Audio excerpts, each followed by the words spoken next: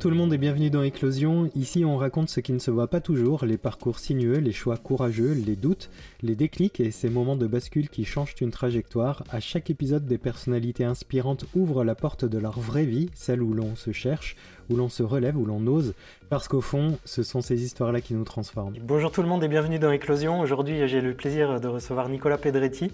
Donc, Nicolas est entrepreneur, fondateur de Trail Assistance, une plateforme novatrice lancée officiellement en janvier 2026 pour connecter trailers, assistants et organisateurs afin d'optimiser la performance en course.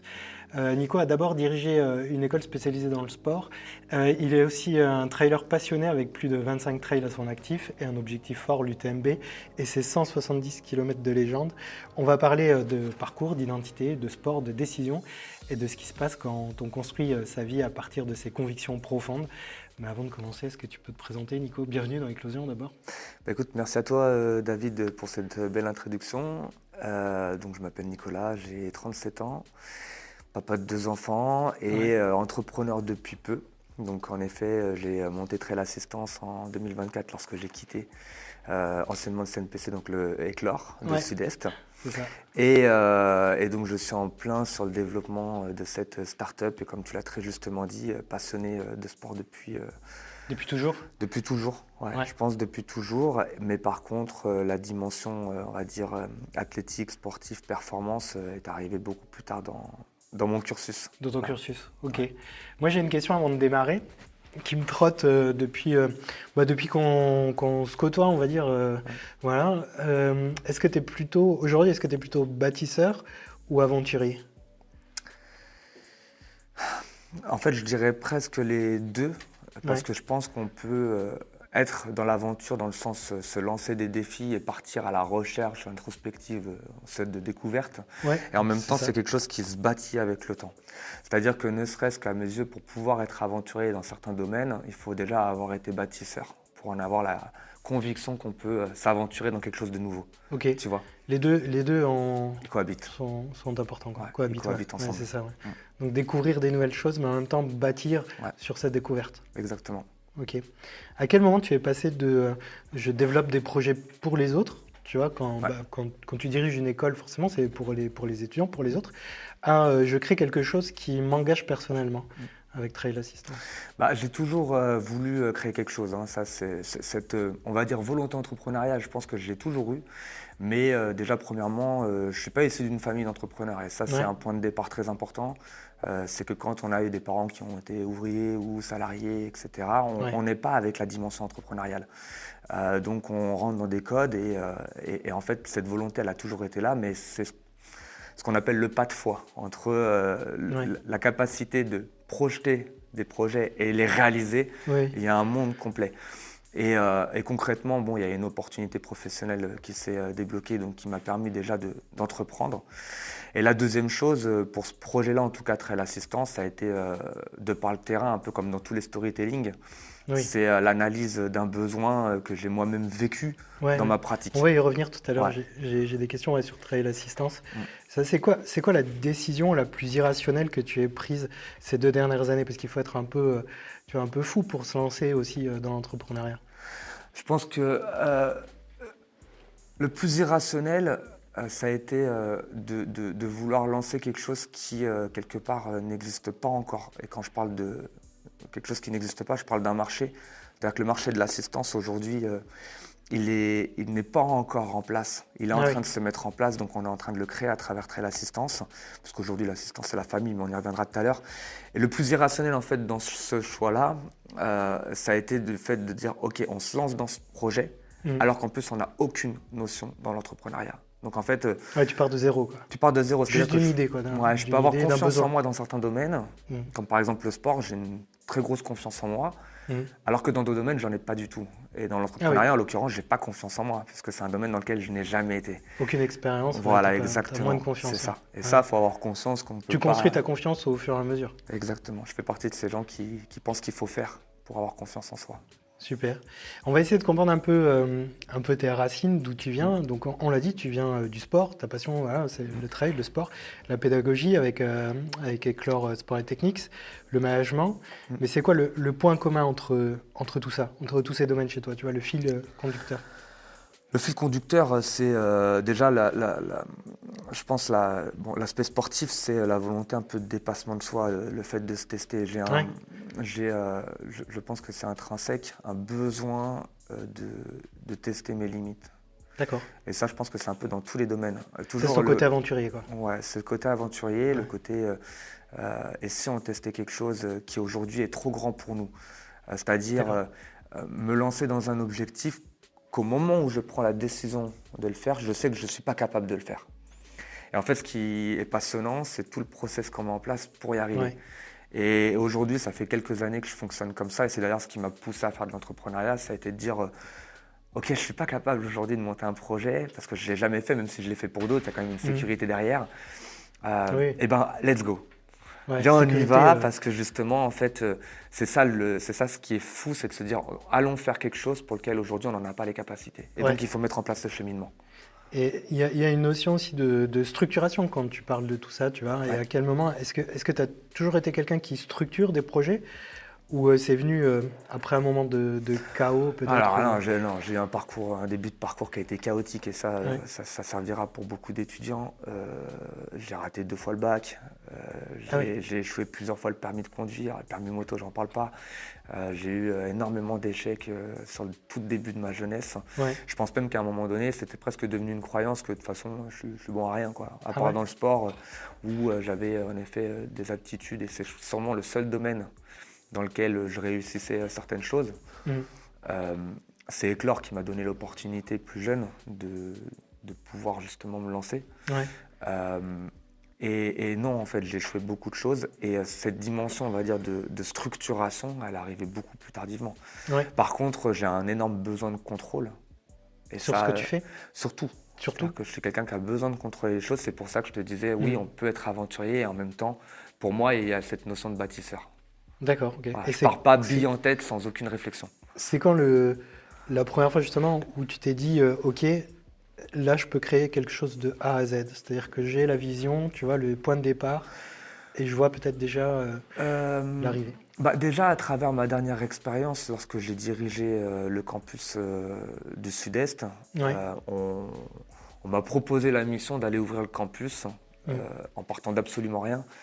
Donc à ce moment-là, je n'avais jamais mis les pieds dans les Bouches-du-Rhône, surtout qu'à la base je suis un Parisien. Ah oui, donc tu vois la notion, tu vois la relation entre Paris, Marseille, tu vois. Je vois très bien. Donc pour moi, c'était une ville dans laquelle j'avais pas de raison d'aller au début. Ouais. Et donc en arrivant là-bas, il a fallu tout construire à un âge où le cercle social il est déjà plus réduit parce que tu es plus âgé. Ouais. Et le fait d'accepter ce poste-là, déjà c'était la conviction de dire ok, je suis capable de structurer quelque chose et de faire en sorte que le campus ouvre, etc. Tu vois. Ouais. Ça t'a donné un peu plus de confiance en toi aussi. Ouais, déjà j'avais confiance en moi sur ma capacité de réaliser des projets et le fait de réussir à ouvrir le campus, à l'animer, à ce qu'il y ait des étudiants à l'intérieur et qu'en fin de compte ils vivent, m'a convaincu sur le fait que je peux mener des projets et j'ai appris à le faire. Tu vois. J'ai appris. Ça a été un vrai moment de bascule à ce moment-là, c'est l'arrivée dans les Bouches-du-Rhône et à partir de là tu t'es dit voilà, là c'est... on a déjà, avec ma femme, on a déménagé énormément. Ouais. Tu vois, de 2014 à 2018, on a déménagé presque 5 fois. On a fait 5 déménagements. Ah ouais, c'est donc énorme, en 4 ans seulement, on a déménagé. Jusqu'en 2020, je veux dire, on a déménagé 5 fois en quelques années. Ouais. Donc c'est beaucoup de changements et à chaque fois qui dit changement dit réadaptation, construction d'un nouveau système, etc. Ouais. Donc en fait tu en apprends beaucoup sur toi à chaque fois que tu dois reconstruire quelque chose. Bien sûr. Aujourd'hui j'imagine que c'est un peu plus stable avec Trail Assistance, mais est-ce que tu as dû c'est pas stable du tout. Ah oui, c'est pas stable ah non, c'est les montagnes russes. Ouais. Mais tu as dû laisser mourir quelque chose, tu vois, peut-être un projet pour essayer pour lancer justement Trail Assistance. Faire des choix. Déjà, alors je ne sais pas si on peut parler de choix parce que je pense que, tu vois, quand j'ai quitté ma société, je touchais le chômage. Et en fait, tant que tu as un peu cette sécurité, c'est une sécurité. Tu es toujours un petit confort. Voilà, toujours un petit confort. Tu as toujours un peu une petite bouée de sauvetage. Ouais. La vraie mission, elle commence au moment où il n'y a plus rien. Et que là, maintenant, tu n'as plus le choix. Il faut en effet que soit tu repartes rechercher du travail, soit tu as la conviction de continuer et en fait, tu y vas. Tu y vas. Tu ne poses plus de questions. Et ça, c'est un vrai sujet. On a souvent tendance, à faire des projections, des plans, etc. Mais la réalité, c'est que ça se passe jamais comme ça. Et ce sera la notion entre entrepreneuriat et ultra trail. Et il y a eu un moment où tu t'es dit non, je suis pas prêt en fait, mais j'y vais quand même. Bah, c'est pas, je me suis dit que j'étais pas prêt, c'est que j'osais pas. Ah tu oui. vois, c'est pas la même chose. Tu croyais, mais tu j'osais pas. Tu osais en fait, et c'est ce fameux pas de foi dont je te parle. C'est que entre se dire je peux y arriver et ok, viens, on y va. C'est pas la même chose. C'est comme si tu dis ok, je prends un dossard, je vais payer le dossard. Ouais, mais est-ce que tu es sur la ligne de départ? Parce qu'entre le moment où tu vas prendre le dossard et les quelques mois qui vont se passer sur la ligne de départ, c'est tout le moment où tu es censé te préparer. Donc c'est le moment où tu t'entraînes, etc. Mais c'est seulement quand tu es sur la ligne de départ que tu y vas vraiment. Et encore, tu n'es même pas sûr d'y arriver jusqu'au bout. Ouais, je comprends. Tu vois, et donc en fait, moi, j'osais pas dire ok, c'est bon, on y va, on s'engage. On y va. Ne serait-ce que je prends le dossard, c'est-à-dire que je veux créer, mais entre le moment où j'ai dit je vais créer l'entreprise et le moment où la société a été créée juridiquement parlant, il s'est écoulé 1 an. Tu vois, donc pendant cette année, ça a été des projections. Ah tiens. Mais c'est un moment aussi qui est un peu excitant parce que ça tu construis. Je pense que chaque étape est excitante et chaque étape doit être vécue. Tu vois, comme dans une course, si tu prends une course, la course n'est que la finalité du processus. C'est chaque étape, du moment où tu prends ton dossard, même du moment où tu as envie de le faire, au moment où tu achètes le dossard, au moment où tu t'entraînes, au moment où tu prends le départ et au moment où tu arrives. Il se passe des mois pour que tout s'écoule. On va parler un petit peu de trail assistance. Et du coup, le trail, c'est plutôt un sport. Moi, j'ai l'impression que c'est plutôt un sport de solitude. C'est pas un sport collectif. Et pourquoi tu as choisi de créer une plateforme autour de la connexion, justement ? Parce que je me suis rendu compte que dans le trail et surtout dans l'ultra, en fait, l'assistance, elle existe déjà. C'est presque une source de réussite. En tout cas, c'est un levier énorme de réussite pour plusieurs raisons. D'un côté, déjà, la dimension mentale. Quand on fait un ultra, comme tu l'as dit, il faut aimer la solitude. Ça fait partie intégrante du sport, tout comme il faut être capable d'accepter la douleur, sinon c'est pas possible. Ça fait partie du sport, intégralement.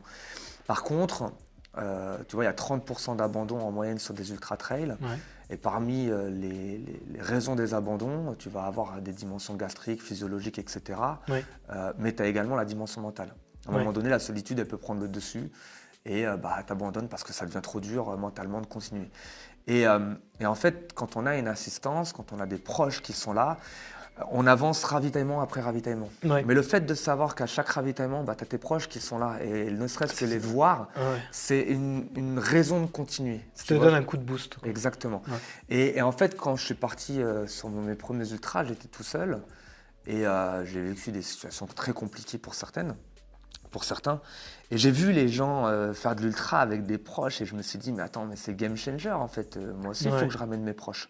Il faut que je planifie ma course déjà dans un premier temps parce qu'on ne va pas dans un ultra à l'arrache, ou du moins on peut y aller, mais le pourcentage d'échec, il est beaucoup plus élevé. Et la deuxième chose, c'est que si j'ai mes proches à côté de moi, ils peuvent m'aider à réussir. Et entre le moment où j'ai vécu l'expérience solitude pure et un peu... aucune préparation, on y va à l'aventure, voilà. Et le moment où j'ai bâti ma prochaine aventure, il y a vraiment un changement. Et donc du coup, je me suis dit, mais ok, la vérité c'est qu'en fait tu cours seul, mais on gagne ensemble.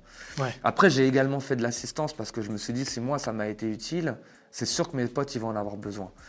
Et j'ai accompagné des amis à moi et j'ai adoré faire l'assistance. Et le pire, c'est que tu vis la course à 100%. Tu es derrière le coureur. Tu es derrière la personne. Tu sais que tu es là pour qu'il puisse y aller. Et tu es un vrai vecteur de réussite. Un vrai vecteur de réussite. Tu es un vrai vecteur de réussite. Et tu vis la course à part entière. Et tout le monde ne peut pas faire de l'ultra. Alors, tout le monde peut faire de l'ultra. Mais il y a des personnes qui ne conçoivent pas en fait, de courir de manière indéterminée.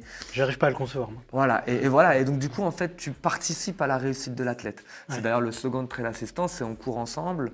On court seul, mais on gagne ensemble. Tu vois, planifier, connecter et performer ou courir.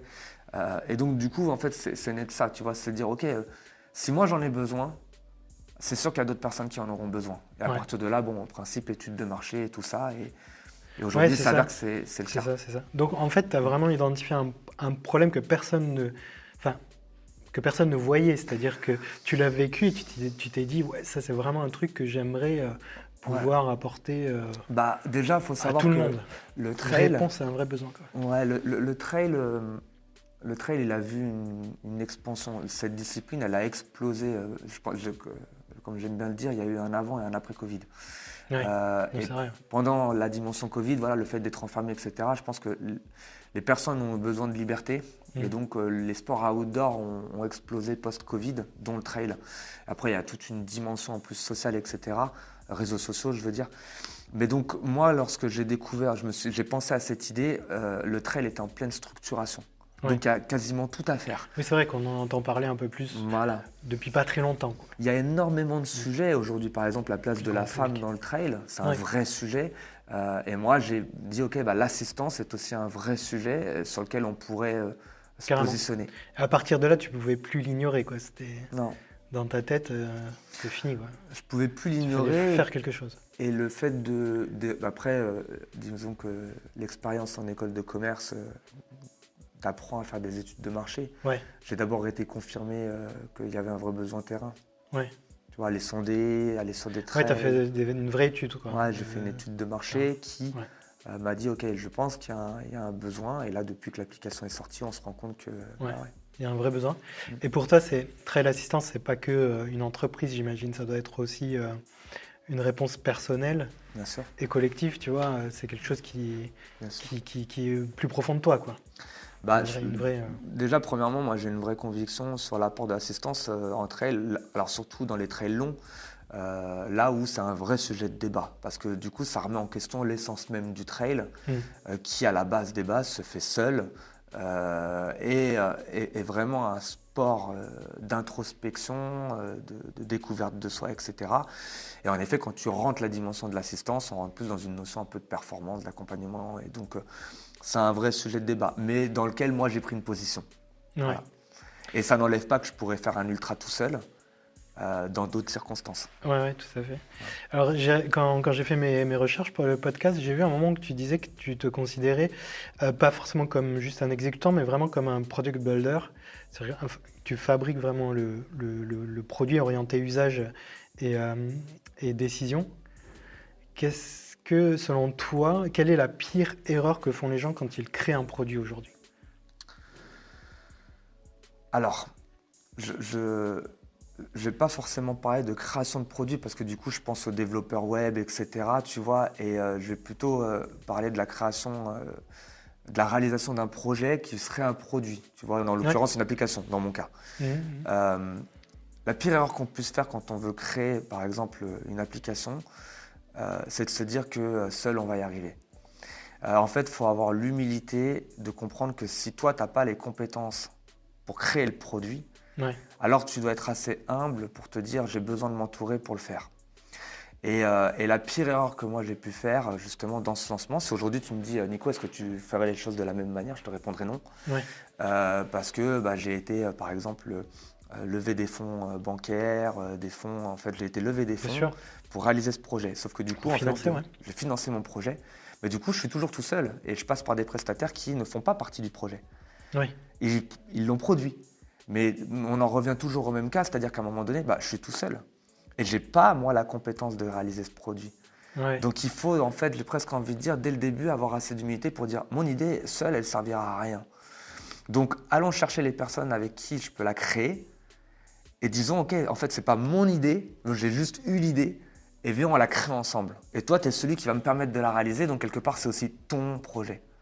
Tu vois, bien s'entourer, quoi. Ouais, exactement. Et pas avoir peur de s'entourer, justement. Ne pas avoir peur de s'entourer. Et j'insiste sur le principe parfois d'humilité, c'est qu'en effet, il ne faut pas avoir peur de s'entourer parce que les gens, en fait, la plupart, ils vont penser aussi à leur bien-être personnel et aussi de se dire, ok, en fait, c'est qu'une idée, premièrement. Et ça peut rester à l'état d'idée toute ta vie, si tu veux te la garder pour toi.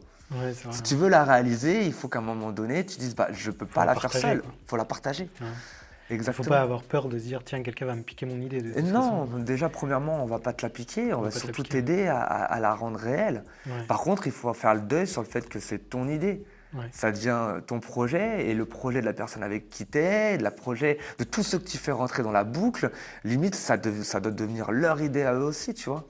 Et c'est comme ça que ça peut prendre de l'ampleur. De l'ampleur, exactement. Et que ça devienne réel. et utile. Et c'est plus qu'un produit, moi j'ai l'impression que c'est plutôt que tu construis une expérience avec Trail Assistance. Bah, en tout cas, on l'espère. C'est le but de l'application, c'est de pouvoir répondre à un vrai besoin structurel, même au niveau des organisateurs. Et par contre, tu vois, vu qu'on est sur quelque chose, c'est un lancement sur un nouveau marché, donc on réajuste tout le temps. Quand je te parle de montagne juste, c'est qu'on passe tous les mois, là, depuis la sortie et même en amont, on doit réajuster, on se rend compte qu'on fait des erreurs, il faut repartir en arrière. Voilà, c'est quoi le pire moment que tu as vécu là, depuis le début de l'aventure Trail Assistance? J'en ai vécu beaucoup. Beaucoup? Non, j'en ai vécu beaucoup. Ta pire nuit blanche? Ma pire nuit blanche, alors là, ça a été au moment où on a lancé l'application. Donc, tu vois, il y a une communication qui a été faite pendant plusieurs mois, de août jusqu'à janvier. Ouais. Et le jour du lancement, on a un problème avec Stripe, donc en gros, la méthode de paiement. Et on a un gros souci, ça ne connecte pas, les gens ne peuvent pas s'abonner. Donc, en premier one-shot, déjà, l'image, elle en prend un coup. Ouais. Et après, quand je te dis que j'ai vécu en fait que des moments durs dans ce projet, que c'est pas un long fleuve tranquille, l'application elle aurait dû voir le jour au mois de mai 2025. Et elle est sortie en janvier 2026. Janvier 2026. C'est pas un long fleuve tranquille. Non. Tu vois. Alors pour certains, peut-être que tout s'est bien passé.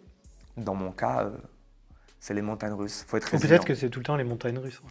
En tout cas, ce qui est sûr, c'est que tu vois, justement dans la recherche de performance. J'aime aller, tout comme toi, interviewer des personnes qui ont réussi. Ouais. Et j'ai échangé avec pas mal d'amis pour certains et d'autres, des personnes que j'aurais rencontrées qui ont en tout cas réussi dans l'entrepreneuriat. Au moment où je doutais le plus, et ils m'ont tous dit on est passé par ce que tu vis. Ouais, je pense. C'est indispensable. Alors, en fait, c'est une forme de pression constante, quoi, tu vois. Et je dirais pas que j'ai réussi parce que j'ai pas réussi du tout. On est seulement au lancement, donc on peut pas du tout parler de réussite. On en parlera, j'espère, d'ici 1 ou 2 ans. Et encore. Et encore. Oui, tu auras d'autres projets d'ici 1 ou 2 ans. Disons qu'il y a des étapes à réussir. Voilà, d'autres paliers, quoi. Ouais. Toujours, mais il y a des étapes à réuir. Si déjà j'ai un investisseur qui rentre dans le projet, ce sera une première réussite. Ouais, carrément. Donc ce sera une réussite. Tu cherches des investisseurs? Ouais, tout à fait. T'as en levée de fonds? L'enjeu, c'est de faire rentrer en effet un business angel. Alors, je ne vais pas parler de fonds d'investissement parce que c'est beaucoup trop gros, mais en tout cas, c'est plus le même métier après. Voilà. Après, tu travailles faire rentrer, oui, en effet, des fonds dans la boîte. Ouais. Ok. Et s'il y a quelqu'un qui écoute si quelqu'un écoute, qu'il n'hésite pas à me contacter. Ouais, en effet. Ça marche. On va parler un petit peu de performance et de discipline. C'est très cohérent avec ton univers sport. Et justement, qu'est-ce que le sport t'a appris que l'entrepreneuriat t'a confirmé, tu vois? Le sport, en fait, m'a cadré. Déjà dans un premier temps, et à travers la boxe. Surtout, j'ai boxé pendant 10 ans, et en fait, quand j'ai commencé à la boxe, j'étais très, très border, humainement parlant. Ouais. Boxe taille, c'est ça? Ouais, c'est ça. Ouais. Et la boxe m'a déjà donné un cadre. Et la boxe t'apprend l'humilité par force. Tu vois. Ouais. 22 combats, 10 victoires, 10 défaites, 12 victoires. C'est ça. Et la boxe. Commencé plus avec des défaites ou... Non, en fait, c'est pas. C'est d'ailleurs ce qui m'a poussé à vouloir me former dans la préparation mentale. C'est qu'en fait, parmi les 12 victoires que j'ai eues, j'en ai eu 7 en Thaïlande. J'ai jamais perdu en Thaïlande, aussi paradoxal que ça puisse paraître, parce que c'est dur. Bah ouais. Mais en fait, j'ai construit un schéma mental plutôt négatif en France qui fait que quand j'abordais les combats, je doutais. Alors que je doutais jamais en Thaïlande, tu vois. C'est bizarre. Et ouais, c'est très bizarre. Comment tu l'expliques? J'ai eu du mal à l'expliquer. Je pense que je me suis... T'as plus de pression en France? Ouais, en fait, je me suis créé la pression. Je me suis créé une pression. C'est-à-dire que la pression, elle est liée à différents facteurs. Elle ne veut rien dire seule. Ouais. Mais par exemple, les attentes que tu peux donner au regard des autres, tu vois. Ouais, c'est ça. Qu'est-ce que les gens attendent de moi? Exactement, c'est ça, exactement. Le regard de tes potes, de ta famille. Tout à fait. Ouais. Donc en fait, tu te mets une exigence qui n'est pas rationnelle, tu vois. Ouais. Et j'ai perdu, tu vois, le ratio en France, il n'est pas bon. Je gagne, je crois, 5 combats, j'en perds 10, tu vois, c'est pas le ratio, il n'est pas logique. Ouais. Et le pire, c'est que je pense que parmi les 3/4 des défaites que j'ai eues, je peux m'en prendre qu'à moi-même. C'est moi qui n'ai pas fait le travail. C'est pas parce que l'adversaire était vraiment meilleur que moi, mais c'est moi qui n'ai pas fait le taf. Ouais. Tu vois, parce que comme je manquais de conviction, Voilà, et donc la prise de conscience, introspection. Voilà, exactement. Et la boxe, ça m'a vraiment beaucoup appris déjà sur moi-même parce que c'est un sport où déjà tu peux pas te suffire à toi-même. C'est-à-dire qu'en face de toi, si toi tu y vas pas, c'est lui qui a le ring. En tout cas, c'est comme ça que ça se passe. Donc tu es obligé à un moment donné d'avancer et de prendre conscience, tu vois. De tes forces et de tes faiblesses. Exactement. Et malgré tout, c'est un univers qui est dur, mais il y a un profond respect, tu vois, entre combattants, il y a quand même un profond respect. Donc, ça m'a beaucoup appris sur moi-même. Et du coup, l'entrepreneuriat a confirmé un peu tout ça? Non, c'est d'abord le trail. En fait, moi, j'ai eu une période où, pendant 1 an et demi, je me suis formé énormément sur la dimension mentale. J'ai passé un master en coaching, en psychologie positive, donc un peu du développement personnel. Très bien. En PNL aussi, programmation neurolinguistique, je me suis formé dessus. Et après, j'ai clôturé par un diplôme universitaire en préparation mentale du sportif. Ah ouais, un vrai cursus. En gros, j'ai fait un vrai cursus autour de la dimension mentale. Et lorsque j'ai arrêté la boxe, donc déjà j'avais compris plein d'erreurs que j'avais fait. En suivant ton cursus, tu avais compris les erreurs que tu avais fait. Je me suis rendu compte de plein de choses, de différentes croyances que j'avais créées dans la boxe ou de discours internes très négatifs quand je combattais. Et je me suis rendu compte en fait que j'avais créé des schémas très négatifs quand j'étais en France, entre autres, que j'avais pas en Thaïlande. Et ça m'a permis de le conscientiser, tu vois. Et lorsque j'ai commencé le trail, donc en 2022, j'ai dit c'est fini. On crée un nouveau schéma. Et on va créer un schéma qui est plutôt axé vers la réussite, tu vois. Et donc tout ce que j'ai appris, maintenant je vais l'appliquer dans ce nouveau sport. Et donc là, la construction elle est plutôt positive et il y a une vraie progression avec très peu de bas, beaucoup plus de hauts. Et je sais que tout ce que j'ai appris m'a permis justement de mettre ça en place. Et l'idée, c'est qu'aujourd'hui, ce que j'ai vérifié avec le trail, je le mets dans l'entrepreneuriat, tu vois. Parce que dans l'entrepreneuriat, une fois de plus, je sors d'une coquille d'œuf. Donc là, dans l'entrepreneuriat, pareil que pour le trail, c'est objectif réussite, quoi. C'est objectif, processus, plus que réussite. La réussite, je la vois comme ce qui découle du processus. Donc plutôt vraiment, on se focalise sur le processus. Quand tu dis processus, est-ce que tu as des rituels, peut-être des rituels invisibles, tu vois, qui te permettent justement de rester performant? Premièrement, la planification, c'est-à-dire comment j'anime mon quotidien, quelle est ma to-do list journalière. Une vraie discipline, quoi. Ouais, c'est presque plus de la discipline, c'est de rentrer vraiment dans l'ordre du fonctionnement.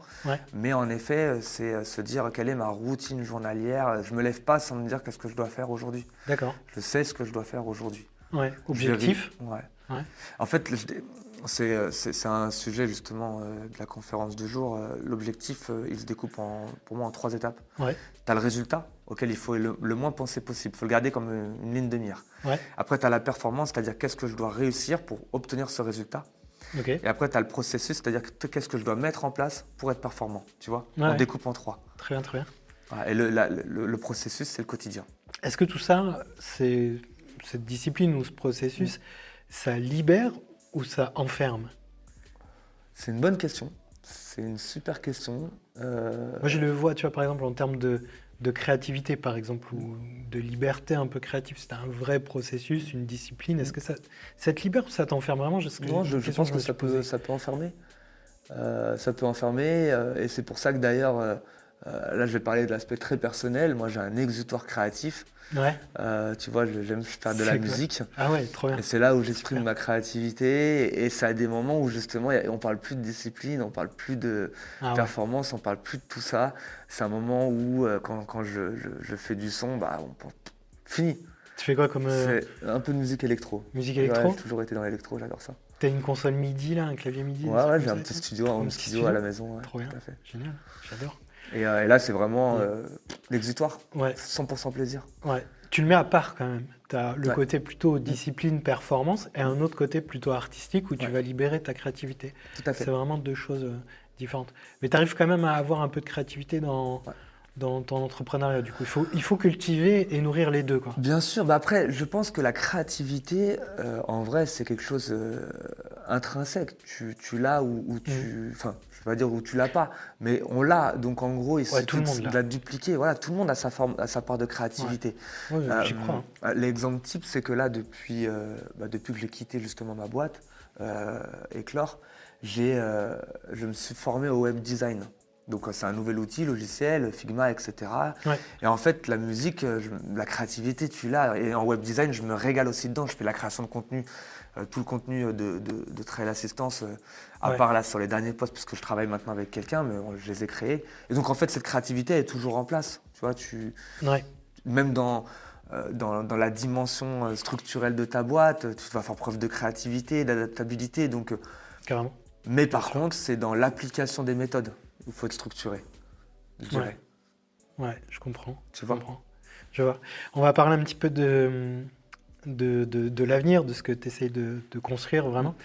Si Trail Assistance réussit vraiment, ça change quoi demain dans le monde du trail ? Ça voudra dire déjà qu'on aura démocratisé l'assistance comme étant un vrai levier, donc il n'y aura plus forcément de débat dessus. Deuxièmement, ça voudra dire qu'on aura réussi à professionnaliser l'activité.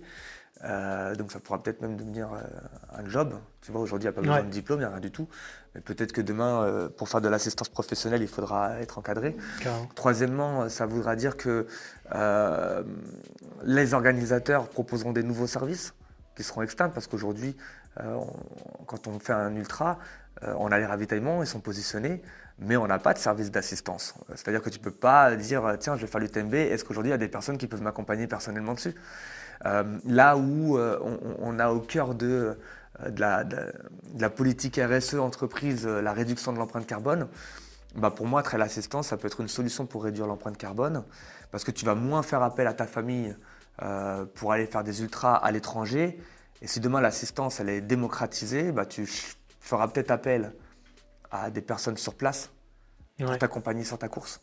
Donc carrément. C'est tout ça en fait, tu vois, dans la dimension future de Trail Assistance. Ça voudrait dire que c'est une vraie réussite. Et tu auras laissé une trace. Ouais.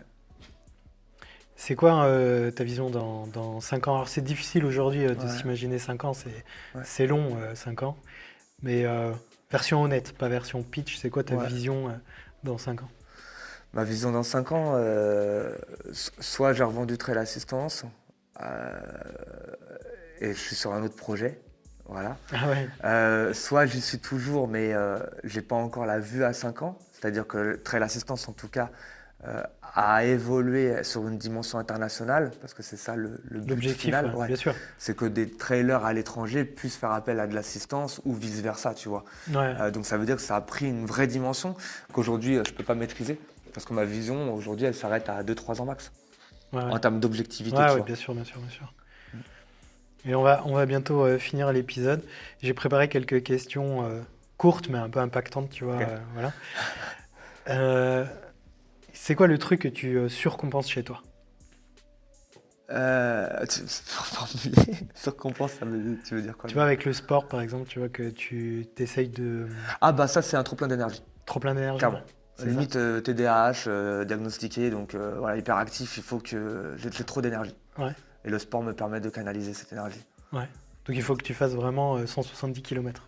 Non, c'est pas 170 km, mais c'est surtout... Tous les jours, tu cours tous les jours ? Quasiment tous les jours, après ça va dépendre le volume. Mais c'est surtout, en gros, il faut que je canalise un trop plein d'énergie, d'une manière ou d'une autre, sinon ça fuse. Ok. Une croyance que tu as complètement abandonnée ?